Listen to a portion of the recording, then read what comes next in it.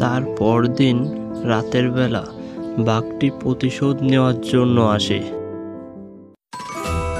তোর এত বড় সাহস, শয়তান শেয়াল! তুই আমাকে অপমান করেছিলি। তোকে দেখ, তোকে আমি আর এই গ্রামে থাকতে দিব না। এই বলে বাঘটি শেয়ালটির ঘরে আগুন ধরিয়ে দেয়।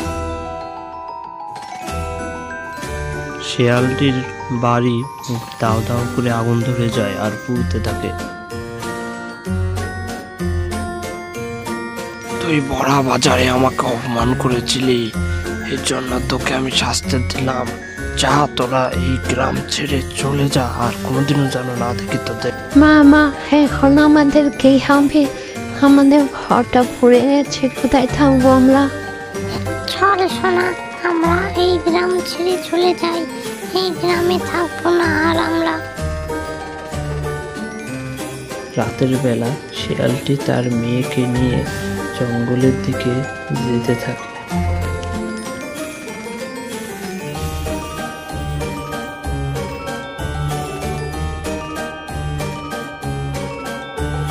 রাত পেরিয়ে দিন হয়ে যায়, তবুও তারা দুজন হাঁটতেই থাকে।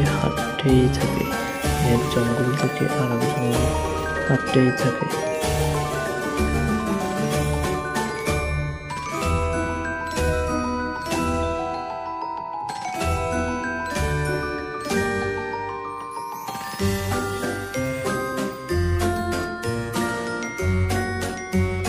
মা, আমি আর পারছি না মা, আমার খুব খিদে লাগছে মা, আমাকে কিছু খাইতে দাও না মা।